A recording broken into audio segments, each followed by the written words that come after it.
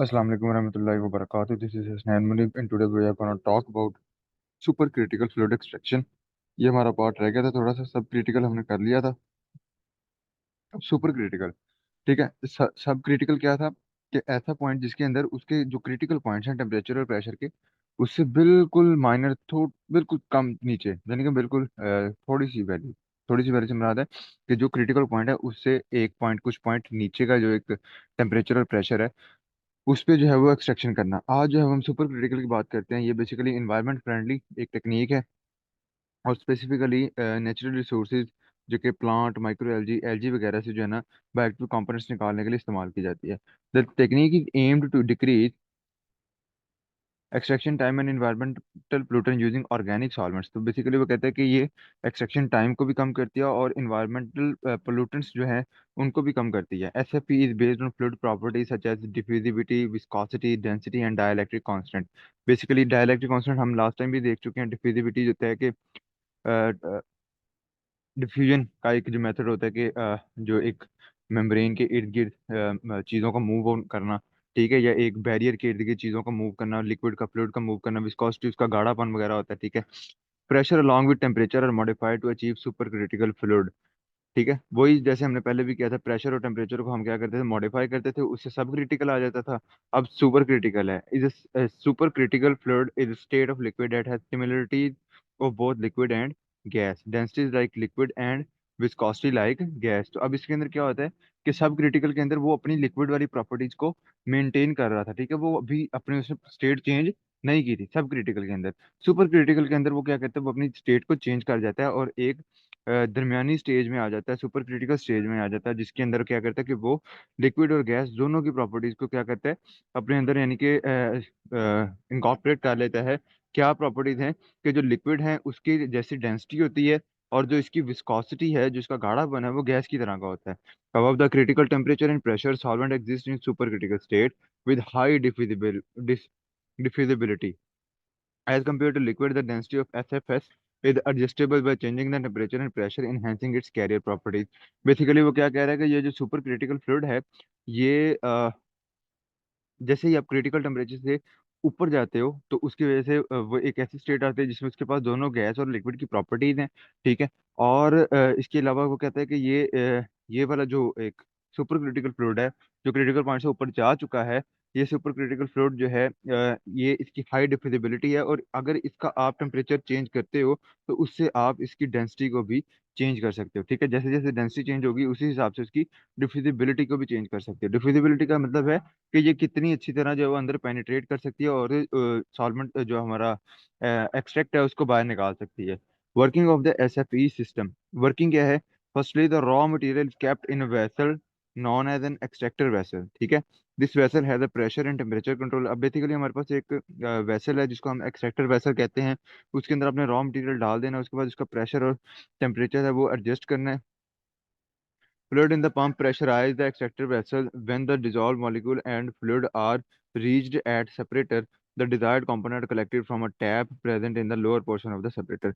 Basically क्या किया जा रहा है कि आपने उसके अंदर जो वेसल है उसका प्रेशर और टेम्परेचर पहले कंट्रोल किया, उसके बाद जो पंप के अंदर फ्लूइड था उससे आपने एक्सट्रैक्टर वेसल को प्रेशराइज किया। मतलब वो पंप के अंदर जो फ्लूइड है ना उसके जरिए आपने प्रेशराइज कर दिया। अब प्रेशर जनरेट किया वहां पे, ठीक है, किसमें, सेपरेट उसके अंदर एक्सट्रैक्शन वेसल के अंदर, वही जो पूरा जिसके अंदर रॉ मटेरियल पड़ा हुआ है हमारा। When the dissolved molecule and fluid are reached at separator, अब इसके अंदर क्या होता है कि आप फ्लूइड ऐड कर रहे हो प्रेशर के साथ और नीचे जो हमारा क्या था, रॉ मटेरियल पड़ा था। अब वो जब फ्लूइड जो है उस रॉ मटेरियल के ऊपर प्रेशर से पड़ेगा तो उसमें से कर लेगा एक्सट्रैक्ट, चीज़ों को क्या कर लेगा, एक्सट्रैक्ट। अब वो जो बायोएक्टिव कंपाउंड है, अब ये एक्सट्रैक्ट और ये जो लिक्विड है ये जाहिर सी बात है उसी वेसल में इकट्ठा हो रहे हैं ना, इकट्ठा होते जाएंगे और एक दूसरा एक साइड पे टूटी लगी होगी, ठीक है, वहां से आप इसको निकाल लोगे, ठीक है, lower portion of the separator. Accordingly, the fluid is regenerated, cycled or removed in the environment. अब इसके लिए क्या करते हैं कि आगे आप फ्लूइड जो है उसको वहां से निकाल, रीजनरेट का मतलब होता है कि एक्सट्रैक्ट अलग कर लोगे और फ्लूइड जो है वो रीजनरेट से मुराद है दोबारा उसी में इस्तेमाल कर लोगे, साइकिल और रिमूव इन द एनवायरनमेंट। और अगर आपने मल्टीपल टाइम काम कर लिया है तो आप फ्लूइड को जो है वो इन्वायरमेंट के अंदर या वैसे ही वहां से एक्सक्लूड आउट कर दोगे, ठीक है। In the development of SFE process, the selection of supercritical fluid is of great importance. As we know कि हमने पिछले मेथड में भी देखा कि सॉल्वेंट की जो चॉइस होती है वो बहुत अहम स्टेप होता है। तो यहाँ पे वो क्या कह रहा है कि इसके अंदर भी आपने जो सुपरक्रिटिकल फ्लूइड चूज करना है उसकी इंपॉर्टेंस है। ऑल्दो अब्राइटिव कंपाउंड जैसे कि नाइट्रोजन है, इथाइलीन है, जिनोन है, फ्लोरोकार्बन, मीथेन वगैरह, ये सारे के सारे बेसिकली तो जो एस एफ इस्तेमाल हो सकते हैं, लेकिन most of the system are use CO2 owing to its low cost and safety. लेकिन ज्यादातर जो है वो कार्बन डाइऑक्साइड को इसके लिए इस्तेमाल किया जाता है, क्योंकि वो एक तो कॉस्ट उसकी कम है, उसके अलावा सेफ भी है। Way conserving the functional properties of the bioactive constituent, CO2 is considered as better choice solvent. ठीक है। अब इसकी तीन बेसिकली CO2 क्यों बेटर सॉल्वेंट है, एक तो ये लो कॉस्ट है, सेफ है, तीसरा ये अच्छी जो है डिफिजिबिलिटी देता है, ज्यादा अच्छा जो है एक्सट्रैक्ट एक्सट्रैक्ट कर सकता है चीजों को। ठीक है। और ज्यादा अच्छा एक्सट्रैक्ट है। और तीसरा तीसरा बेनिफिट उसने ये बताया कि बायो एक्टिव जो कंपाउंड है जिनको ये एक्सट्रैक्ट करेगा उनके साथ छेड़छाड़ नहीं करता, उनकी जो बायो एक्टिविटी है, जो उनके एक प्रॉपर्टीज है, फंक्शनल प्रॉपर्टी, उसको प्रिजर्व करता है, उसको खराब नहीं होने देता। क्योंकि यूजुअली हमने पहले भी देखा कि डिफरेंट टेक्निक्स के अंदर खराब हो जाता था, है ना, वो बायो एक्टिव कंपाउंड है। ठीक है।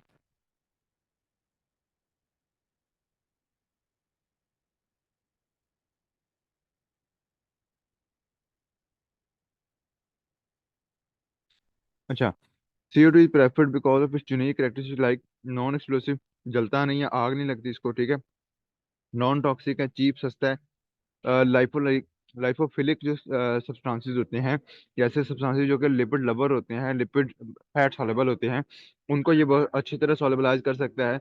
और फाइनल जो प्रोडक्ट है उनसे इजीली, उनकी इजीली जो है ना वो हम रिमूवल करवा सकते हैं, इजीली रिमूवल इसको करवा सकते हैं। वही जो लास्ट स्टेप होता है ना, सॉल्वेंट और जो सोल्यूट है उसको अलग अलग करना, तो उसमें इसको अलग करना जो है वो आसान है। CO2 उड़ जाएगी, और जो बाकी पीछे है वैल्यूज, जो पीछे एक्सट्रैक्ट हैं, जो बायोएक्टिव कंपाउंड है, वो वहीं रहेंगे। ठीक है।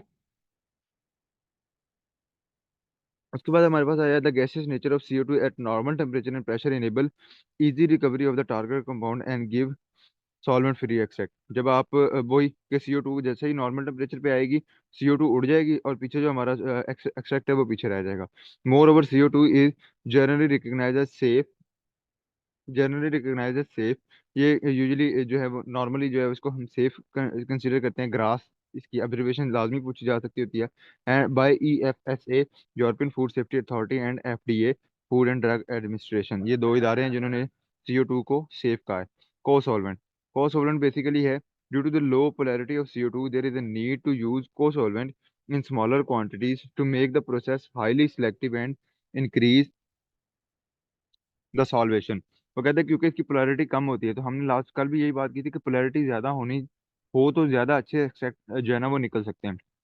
तो CO2 का थोड़ा सा डिसएडवांटेज जो है वो हमें यही मिलता है कि इसकी पोलैरिटी कम है, तो ये इतनी स्पेसिफिकली या इतनी एक्यूरेसी से चीज़ों को सेट आउट नहीं कर सकता।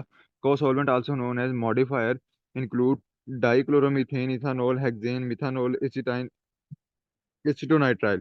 अब ये को सॉल्वेंट है, को सॉल्वेंट से क्या बनाते हैं कि ये CO2 के साथ मिला के इस्तेमाल किए जाएंगे। ठीक है। Due to low toxicity and good miscibility with CO2, ethanol is generally preferred as cosolvent in SFP। अब इन सारों में इथानॉल जो है वो ऐसा है जो कि मिसेबिलिटी से मुराद है कि वो उसके बेहतर डिसोल्यूशन कर सकता है, और इसके अलावा टॉक्सिक कम है, तो इस वजह से इथानॉल जो है वो प्रेफर किया जाता है।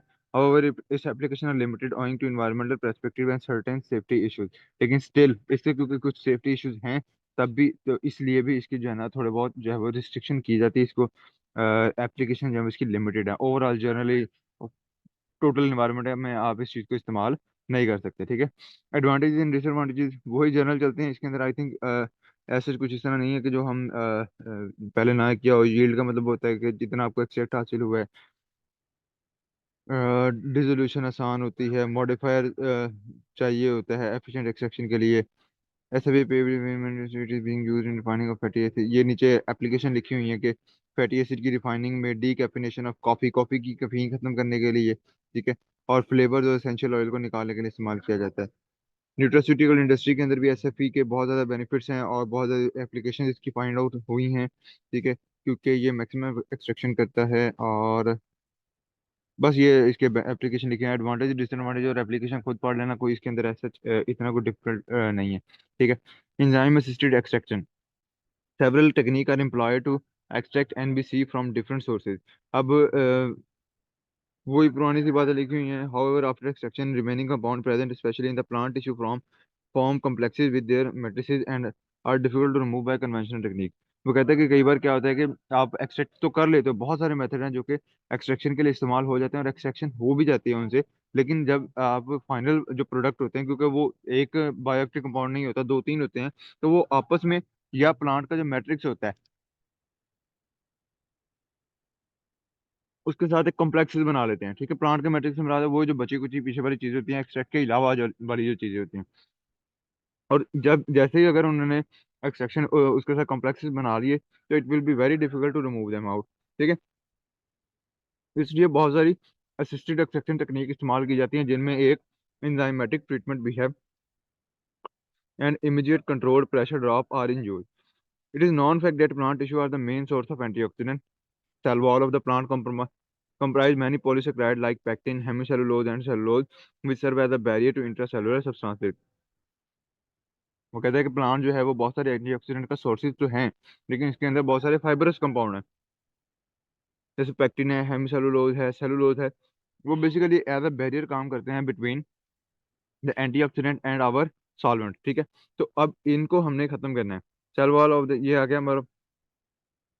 Several enzyme include pectinase, beta glucosidase and cellulase work as a cofactor to degrade cell wall of the and release of many functional compound, therefore these enzymes have been anticipated as a tool to increase the extraction yield from plant। तो basically कहते हैं कि ऐसे enzymes use किए जाएं जो कि इन fibrous compound या जो कि सेल वॉल का पार्ट होते हैं, इनको क्या करें, खत्म कर दें, इनको तोड़ दें। ठीक है, जैसे ये टूट जाएंगे तो अंदर वाला जो एक्सट्रैक्ट है वो हमारे लिए अवेलेबल हो जाएगा। तो इसको कहते हैं enzymatic assisted extraction. Generally naturally occurring bioactive compound of the plant are present in direct interaction with the cell wall. ठीक है, to extract these compounds this interaction with the cell wall and other compound need to be broken, therefore enzyme are being used to hydrolyze the cell wall and release of substance। वही बात होगी पुराने वाली कि वो attach है उसके साथ, जब तक हम उन्हें जो हमारे पॉलीसेक्राइड्स हैं या जो बेसिकली बैरियर्स हैं प्लांट की वॉल के अंदर, उनको खत्म नहीं करेंगे तो हम कंपाउंड को सही तरह निकाल नहीं सकते। Phenolics are generally attached to the polysaccharide of the cell wall and the first step to extract them is the degradation of cell wall. आगे वो स्पेसिफिक हो गया, पहले एक जनरल बात की, अब वो कहता है कि जो फिनोलिक्स होते हैं ये ऐसे बायोएक्टिव कंपाउंड हैं जो कि सेल वॉल के साथ अटैच होते हैं और तब तक नहीं निकल सकते जब तक कि उनको खत्म नहीं किया जाएगा। Purposely different enzymes like cellulase and xylanase are effective since they can hydrolyze ester-linked phenolic acids. However, the release of these substances mainly depend on their organizational architecture। तो कहता है कि पर्पजली फिनोलिक्स के लिए खास तौर पे डिफरेंट एंजाइम जैसे कि सेलुलोज है, जाइलानेज है, जिनको आप इस्तेमाल कर सकते हो, क्योंकि ये ester linked phenolic acid, ester linked phenolic acid जो है उनके, यानी कि ऐसे फिनोलिक एसिड जो कि एस्टर के साथ लिंक्ड हैं सेल वॉल के साथ। ठीक है, एस्टर लिंकेज होती है, फिनोलिक एसिड हैं और साथ में क्या है, सेल वॉल है, they are attach to the cell wall. उनके केस में इनको हम यानी कि सेलुलोज और जाइला लें जब हम इस्तेमाल करेंगे तो वो इस लिंकेज को ब्रेक कर देंगे, जिसकी वजह से फिनोलिक एसिड क्या हो जाएंगे, फ्री हो जाएंगे। Several studies have been done on the extraction of the bioactive compound by enzymatic hydrolysis. According to some, the use of pectinase and tannase independently increased the value of black tea extract. Between them, the highest extraction of phenol was seen with the sole use of tannase। वो कहता है कि pectinase और tonnage जो है ये basically जो हमारी ब्लैक टी होती है उसके जो एक्सट्रैक्ट होते हैं, ब्लैक टी के जो एक्सट्रैक्ट होते हैं उसको मैक्सिमम लेवल तक जो है ये एक्सट्रैक्ट आउट कर सकते हैं। ठीक है, इसके अंदर जो है वो थोड़ा सा मतलब ज्यादा इफेक्टिवनेस है। लेकिन वो कहता है कि मिक्सर में तो कर ही सकते हैं, लेकिन जब ओवरऑल डिफरेंट सॉल्वेंट्स को इस्तेमाल किया गया तो उनमें जो टेनेज है that was the highest one. ठीक है, टेनेज जो है इसकी एक्सट्रैक्शन लेवल जो है वो ज्यादा था। ठीक है, likewise apigenin and luteolin was extracted from pigeon pea leaf by the use of beta glucosidases। अब इसमें जो एपिजेनिन और ल्यूटियोलिन है ये बेसिकली बायोएक्टिव कंपाउंड्स हैं और बीटा ग्लूकोसाइडेज को इस्तेमाल करते हुए इनको एक्सट्रैक्ट आउट किया गया है। Other example of enzyme assisted extraction involve improving the antioxidant status of black carrot juice and to acquire vegetable oil।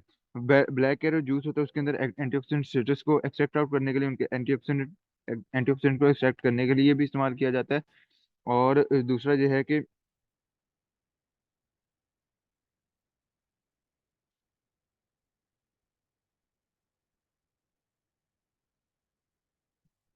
Vegetable oils वगैरह को एक्वायर करने के लिए, उनको एक्सट्रैक्ट आउट करने के लिए भी इस्तेमाल किया जाता है। Enzyme assisted extraction has only not only been used for plant but also in the algae for extraction of bioactive substances. However, algae possess complex and firm cell wall which can be barrier to efficient release of intracellular substances. वो कहता है कि LG के लिए भी इस्तेमाल किए जा सकते तो हैं, लेकिन एलजी की जो है सेल वाल है वो ज्यादा स्ट्रांग होती है, तो उसके अंदर थोड़े से इश्यूज आते हैं। उसके अलावा एग्रीकल्चर वेस्ट प्रोडक्ट है, वहां से भी इसको निकाला जा सकता है एंटीऑक्सीडेंट को, या जो भी उनके बायोएक्टिव कंपाउंड है उनको एग्रीकल्चर प्रोडक्ट से निकालने के लिए भी एंजाइम असिस्टेड टेक्निक का इस्तेमाल किया जाता है। Gallic acid is being used in the preparation of food additive as well as intermediary factor in the formation of antibacterial drug by the pharmaceutical drugs.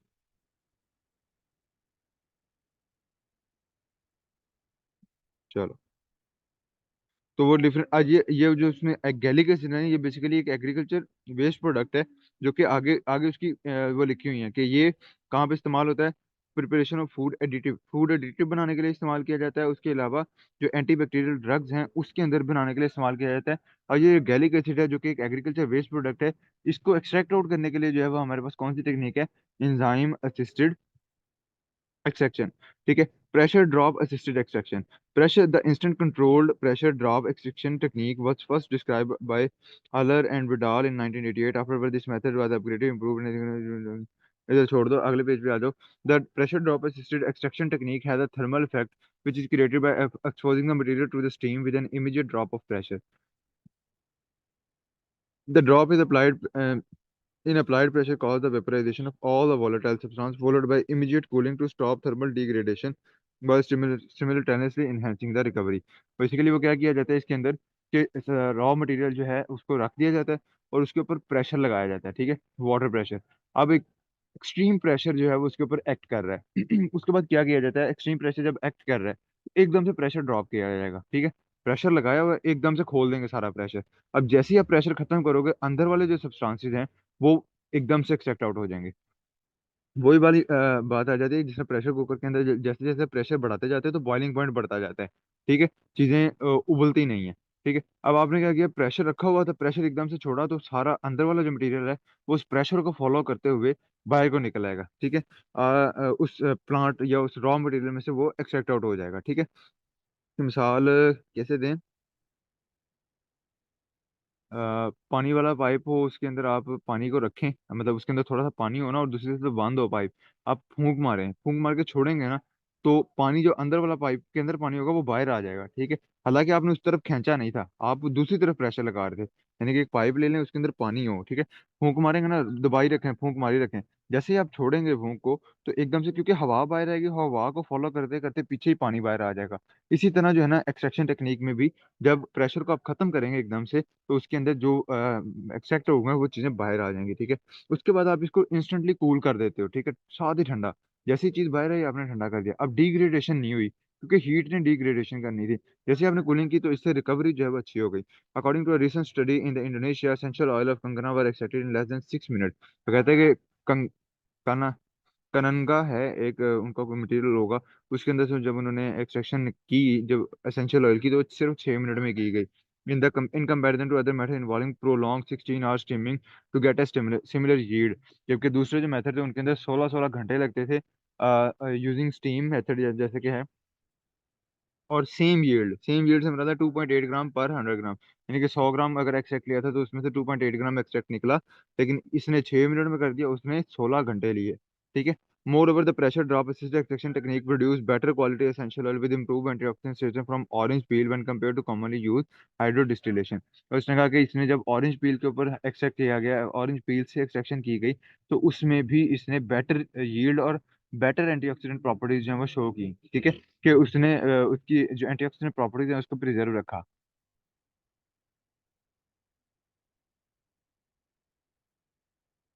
As already described, the pressure drop technique expand the plant's matrix. Therefore, this feature is being used recently for antioxidant recovery.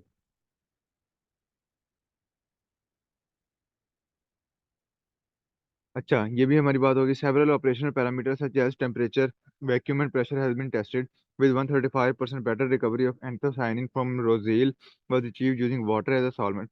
वो कहता है कि इसके अंदर जब पानी को as a solvent इस्तेमाल करते हुए प्रेशर ड्रॉप टेक्निक अप्लाई की जाती है तो 135% बेटर रिकवरी आती है एंथोसायनिन की form roselle. Likewise, the use of two techniques, instant control pressure drop and ultrasonic assisted extraction, simultaneously resulted in the highest yield of extracted phenol, hesperidin and naringin from orange peel in comparison to normal solvent extraction. वो कहता है कि जब दो double technique apply की गई, एक pressure assisted और दूसरी जो है वो हमारी अल्ट्रासोनिक असिस्टेड टेक्निक थी, जब इन दोनों को एट अ टाइम अप्लाई किया गया तो उन्होंने बेहतर रिजल्ट दिए इंस्टेड ऑफ द जर्नल जो एक नॉर्मल सॉल्वेंट एक्सट्रैक्शन होते हैं उसकी निस्बत। According to the available studies, pressure drop extraction was used as an assisted technique for the extraction of naturally occurring bioactive compound. तो कहते हैं कि अवेलेबल स्टडीज के मुताबिक जो प्रेशर ड्रॉप टेक्निक है, नेचुरली हो गया ये वाली बात, due to the valuable functional properties of natural substances different advance technique. Design of reactor, time, temperature, and solvent and yield are the basic factors that differ among these techniques. However, a researcher must comprehensive knowledge। अब ये उसमें overall journal बता रहा है कि ये जितने भी हमने मेथड अभी तक देख लिए हैं इन सारों के अंदर वो कहता है कि ओवरऑल डिफरेंट फैक्टर्स होते हैं जिनको आपने देखना है। हर टेक्निक के बेनिफिट्स हैं, हर टेक्निक के डिसएडवांटेजेस हैं। ठीक है। जो डिज़ाइन कौन सा चूज करेंगे, रिएक्टर का time, temperature, solvent and yield are the basic factor that differ among this technique. ये पांच छह चीजें हैं जो कि बेसिकली डिफर करती हैं। However, a researcher must have comprehensive knowledge about the entire process before deciding on the extraction technique। वो कहता है कि रिसर्चर को मुकम्मल नॉलेज होना चाहिए कि पूरा प्रोसेस कैसे करना है। ठीक है।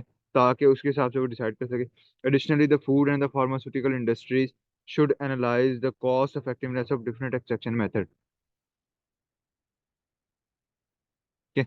तो वो कहता है कि researcher must have comprehensive knowledge, इसका नॉलेज होना चाहिए। उसके अलावा फूड एंड फार्मास्यूटिकल इंडस्ट्रीज जो हैं उनको एक्सट्रैक्शन मेथड की कॉस्ट इफेक्टिवनेस के ऊपर बात करनी चाहिए कि इसका कैसे कौन सा जो है वो सबसे बेहतर तरीक़ेकार है। लास्ट पे हम बात करते हैं nutraceuticals formulation and delivery system. To provide requisite health benefit, most of the nutraceutical require an appropriate delivery system. मुर्गे लड़ बड़े हैं। This delivery system needs to overcome the processing, storage. Just a minute.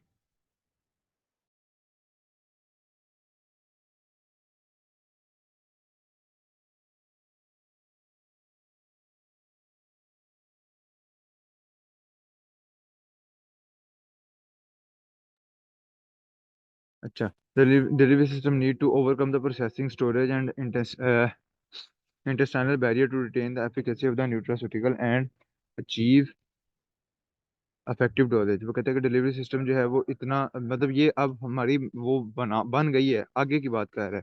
ठीक है। Processing storage यानी कि हमारा जो न्यूट्रास्यूटिकल है वो हमने बना लिया, अब उसकी प्रोसेसिंग होनी है, स्टोरेज होनी है। इंटेस्टाइनल बैरियर से मुराद है कि जब हमने खानी है तो जाहिर सी बात है स्टमक की एसिडिटी है, इंटेस्टाइनल एंजाइम्स हैं, उसके बाद इंटेस्टाइन को उसने क्रॉस करके बॉडी में एब्जॉर्ब होना है। ठीक है। तो ये सारी की सारी चीज़ें जो है वो अफेक्ट करती हैं कि न्यूट्रास्यूटिकल यानी कि वो जो विटामिन मिनरल सप्लीमेंट्स वगैरह हैं या इस तरह के डोजेज हैं उसकी इफेक्टिवनेस क्या है। ठीक है। Moreover the nutraceutical in their original form lack consumer appeal owing to their unpleasant flavour and taste. और दूसरी बात यह है कि अगर आप न्यूट्रास्यूटिकल को उनके ओरिजिनल फॉर्म में दे दोगे जैसे आपने एक्सट्रैक्ट किया है तो वो कंज्यूमर इफेक्टिव नहीं होगी, कंज्यूमर अपीलिंग नहीं होगी, क्योंकि उसका टेस्ट और उसका जो फ्लेवर है वो थोड़ा सा डिफरेंट होता है और अजीब होता है। ठीक है। Purposely different excipient are added to overcome these challenge and provide an efficient delivery vehicle। इसलिए डिफरेंट जो है ना वो एक्सीपिएंट इस्तेमाल किए जाते हैं। एक्सीपिएंट क्या होता है बेसिकली, ये एक ऐसा मटेरियल होता है कि जो कि आपके बल्क देता है मेडिसिन को। अब आप जो एक पैनाडोल की गोली खाते हो ना वो सारा का सारा जो है वो आपके सर दर्द का इलाज नहीं है। ठीक है। उसके अंदर हो सकता है 1 mg या कुछ जो है उसके अंदर जो है ना ऐसा मटेरियल हो जो कि आपके वाकई आपके लिए इफेक्टिव है। बाकी जो व्हाइट कलर का जितना पोर्शन होता है वो एक्सीपिएंट होता है। वो कोई लैक्टोज है, वो इस तरह का कोई मटेरियल है जो कि जिसका कोई बेनिफिट नहीं है, कोई नुकसान नहीं है। ठीक है। मेडिसिनल पर्पज के हवाले से वो बस बल्क दे रहा है ताकि एक तो कंज्यूमेबल चीज हो जाए और दूसरा आपको जो असल अंदर मेडिसिन है उसका ऑड टेस्ट ना आए। ठीक है। जिस तरह कैप्सूल होता है, कैप्सूल के अंदर मटेरियल होता है ना एक दो, अगर आप कैप्सूल को खोल के उसके अंदर वाली चीजें खा लो ना तो आपका टेस्ट इतना खराब हो कि कोई हद है। ठीक है। इसीलिए एक्सीपिएंट के तौर पे कैप्सूल बना दिया जाता है। इसी तरह जब आप एक न्यूट्रास्यूटिकल को विटामिन मल्टीविटामिन की गोली खाते हो तो उसमें 1-2 mg हो सकता है वो मटेरियल हो, जो एक्सट्रैक्ट है।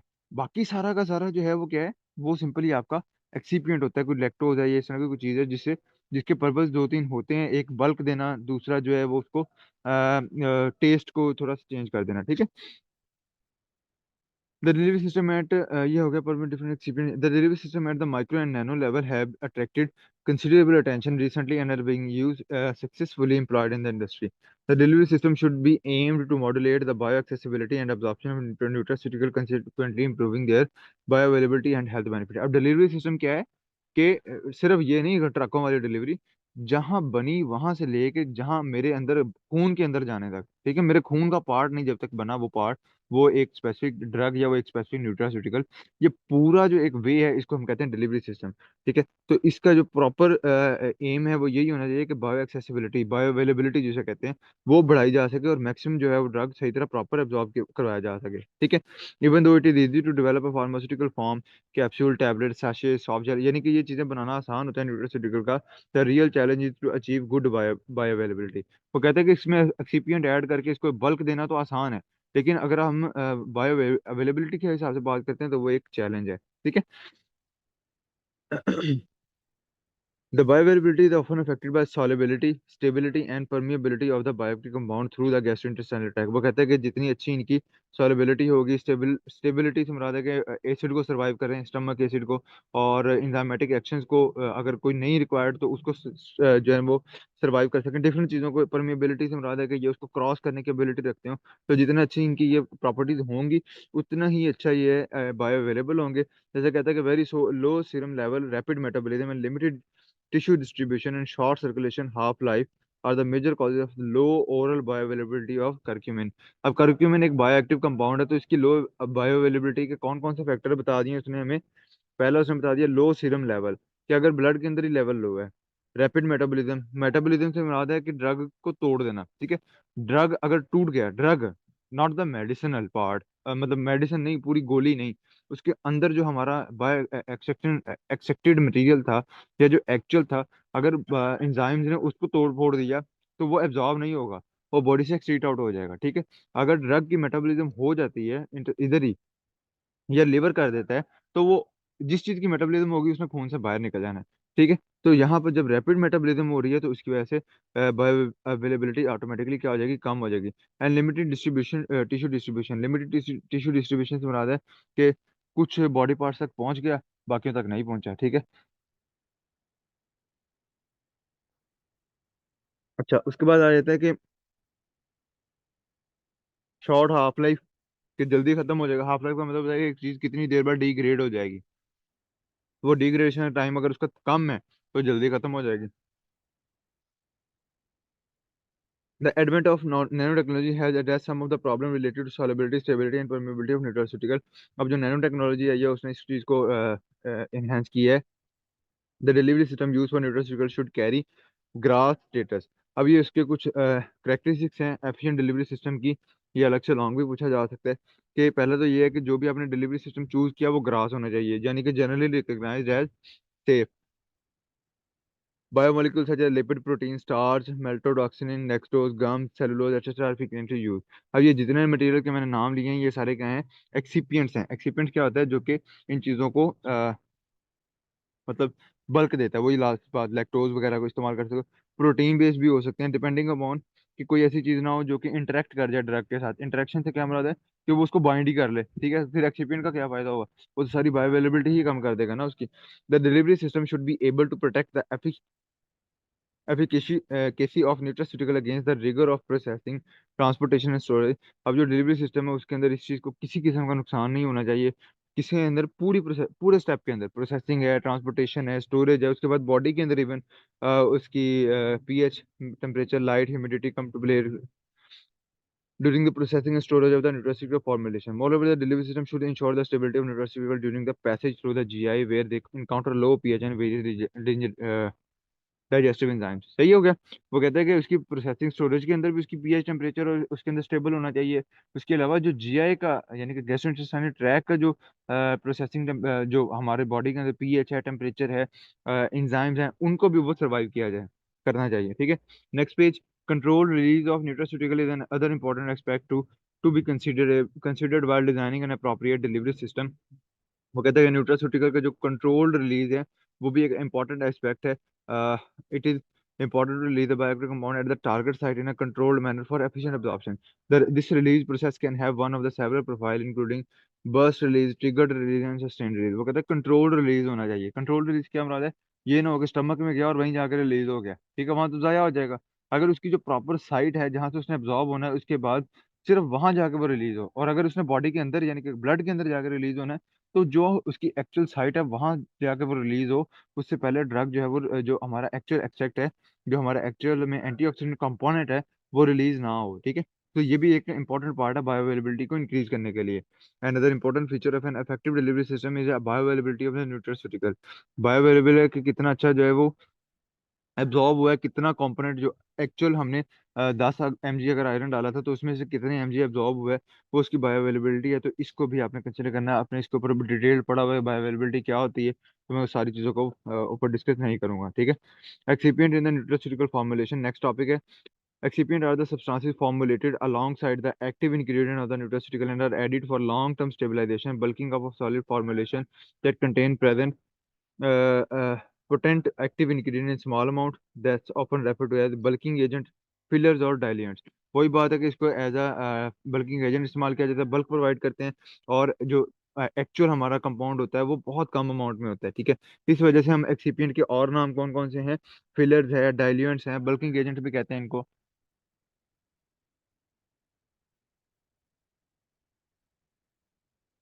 अच्छा, और to confirm therapeutic enhancement of the active ingredient in the final dosage form such as facilitating drug absorption, reducing viscosity और enhancing solubility। उसके अलावा ये इनके और भी पर्पज ने लिखे हुए हैं डिफरेंट के थेराप्यूटिक जो इन्हेंसमेंट है। थेराप्यूटिक इन्हेंसमेंट से मुराद यही है कि जो उनका असल इफेक्ट है ना उसको इन्हेंस करते हैं, उसको सेव करके रखते हैं कि वो स्टमक के अंदर, इंटेस्टाइन के अंदर या आगे जाके वो खराब ना हो, वो प्रॉपरली कंजर्व रहे और प्रॉपर जब अपना काम कर सके, ठीक है।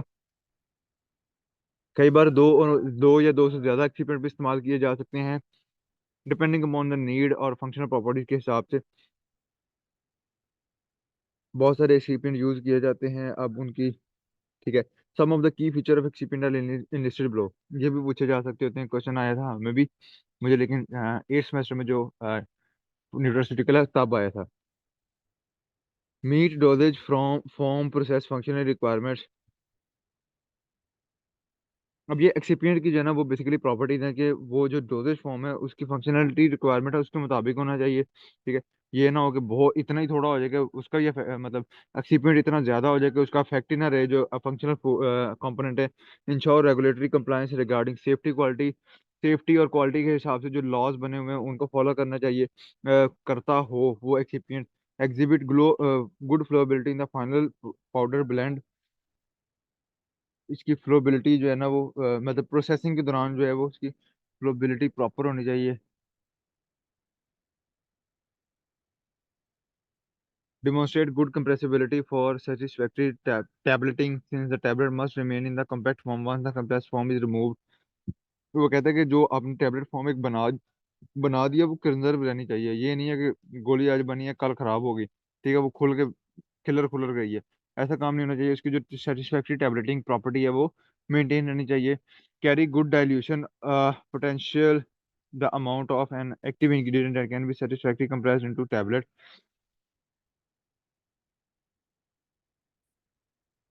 Carrying good dilution the amount of an active ingredient. अच्छा, कैरी गुड डाइल्यूशन पोटेंशियल, ये एक हेडिंग है, कैरी गुड डाइल्यूशन पोटेंशियल, और उसके बाद लिखा हुआ है आगे डिटेल दी हुई है कि वो उसका जो डाइल्यूशन पोटेंशियल है वो अच्छा होना चाहिए। क्या मतलब है इससे? कि the amount of an active ingredient that can be satisfactory compressed into tablet, कि उसके अंदर इतनी अमाउंट जो है उसकी होनी चाहिए एक्टिव इंग्रेडिएंट की जो कि सेटिस्फैक्टरी हो, सेटिस्फैक्टरी कंप्रेस्ड इनटू टैबलेट्स के टैबलेट के अंदर इतनी एक्चुअल अमाउंट होनी चाहिए जो कि प्रॉपर उसके अंदर रहना है, ना कम है ना ज्यादा है। इतनी कम नहीं है कि उसका इफेक्ट खत्म हो जाए, इतनी ज्यादा नहीं है कि वो इफेक्ट ज्यादा इफेक्ट शो करे। तो इसकी एक रेशो इन केस जो है वो मेंटेन होनी चाहिए। Remain unchange chemically and physically, वही बात आ गई कि ड्यूरिंग प्रोसेसिंग और उसके अलावा जो हमारा अगले प्रोसेस हैं उसके अंदर जो है वो डिग्रेड नहीं होना चाहिए। फिजियोलॉजिकली इनर्ट होना चाहिए। फिजियोलॉजिकली क्या मतलब है, फंक्शनली इसके अंदर इसके अपने कोई इफेक्ट नहीं होना चाहिए, ये ना हो कि बॉडी के अंदर जाके अपना भी काम शुरू कर दे, ठीक है।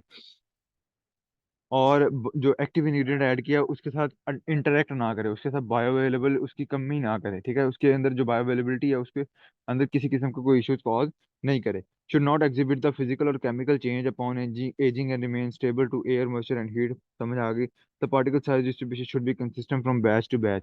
वो कहता है कि बैच, एक बैच बनता है बेसिकली, उसके अंदर 1000 मेडिसिन बनी है, 2000 बनी है। वो कहता है कि जो 1000 का अगर बैच बन गया है, तो उनके अंदर तमाम के तमाम जो हमारे जितना भी एक्सिपिएंट इस्तेमाल होना है, सारे के सारे एक्सिपिएंट का सेम पार्टिकल साइज होना चाहिए, ठीक है। छोटे छोटे पार्टिकल्स होते हैं तो सेम साइज होना चाहिए। It should be cost effective and readily available, ठीक है। आगे ये एक्सिपिएंट लिखे हुए हैं कुछ, और उनके आगे उनके फंक्शन है और इसके आगे इनकी एग्जांपल है। आप ज्यादा तो याद नहीं होता, ना ही ये अभी याद होगा, अभी याद कर भी लिया तो आगे नहीं होगा। तो मेनली इनके एक एक एक फंक्शन तो याद हो जाते होते हैं यूजुअली, आगे जो इसकी एग्जांपल्स हैं वो यूजुअली नहीं याद होती। तो आप एग्जांपल्स के अंदर सिर्फ एक एक नाम याद कर लो, ठीक है, और फंक्शन याद कर लो, और एक्सिपिएंट जो मेनली नाम है, एक्सिपिएंट की क्लासेस एटलीस्ट याद रखो, ठीक है। जितनी ये लिखी हुई है क्लासेस, मेनली डाइल्यूएंट्स हैं, बाइंडर्स हैं, डिसइंटीग्रेंट हैं, ग्लाइडेंट हैं, इनको इस्तेमाल करो। और एक चीज लाजमी होगी, जैसे provide bulk binder compression, bind the tablet. अब बाइंडर से आपको लफ्ज समझ आ गया कि बाइंड करता है टैबलेट को, ठीक है। Disintegrant aid in dispersion of tablet. अब डिसइंटीग्रेंट, इंटीग्रेंट का मतलब होता है कि ये फैलती है, अलग होती है, ठीक है, टूटती है। इंटीग्रेंट का मतलब ये है, तो वो कहता है कि dispersion of tablet gastrointestinal tract की जो डिस्पर्शन है, जो फैलाव है, उसको इनहेंस करती है। और जब डेफिनेटली जब फैलाव होगा तो एक्टिव इंग्रेडिएंट है उसको ज्यादा मतलब डिसइंटीग्रेट कर देगी, एक्टिव इंग्रेडिएंट को भी तोड़ेगी, तोड़ने से मतलब उसको अवेलेबल करेगी। असल में मटेरियल को खत्म नहीं करेगी, तो अवेलेबल ज्यादा हो जाएगा। ग्लाइडेंट्स हैं, improve the flow of power powder during tablet manufacturing by reducing friction and adhesion between particle। Glide करना क्या होता है, स्लिप करना, ठीक है। वो जिस तरह ग्लाइड करते हैं ना, तो फ्लो में पता नहीं, मेरे उर्दू नहीं आ रही उसकी, स्लाइड, जिसने स्लाइड करना है, ठीक है। मैं कहना की सी लेना पंजाबी में। तो वो अब ग्लाइड से वो लफ्ज निकला, तो इसका मतलब प्रोसेसिंग के दौरान जो पाउडर्ड फॉर्म है टैबलेट बनाते हुए फ्रिक्शन को कम करता है, एडहेशन को कम करता है, ठीक है। फ्रिक्शन और एडहेशन को कम करता है ताकि जो प्रॉपर टैबलेटिंग है वो की जा सके, ठीक है। वरना वो जिस तरह आटे के अंदर नहीं होता, वो चिपक जाता है आटा, इस चीज को बचाता है। लुब्रिकेंट्स आते हैं, ये इसी का इस तरह के फंक्शन सारे आपके नीचे नीचे लिखे हुए हैं, ठीक है, सारों के आगे। और आगे जो इनके कुछ वो लिखे हुए हैं, एडवर्स रिएक्शन जो कि बॉडी के अंदर कर सकते हैं ये, तो ये भी आपने याद कर लेने हैं, ऐसे जिसके अंदर कोई बहुत ज़्यादा समझाने वाली चीज़ें नहीं है, ठीक है। That about all about this chapter. Thank you so much for listening. If you have any question you can ask in the chat box. Thank you so much. अल्लाह हाफिज़। Stay safe.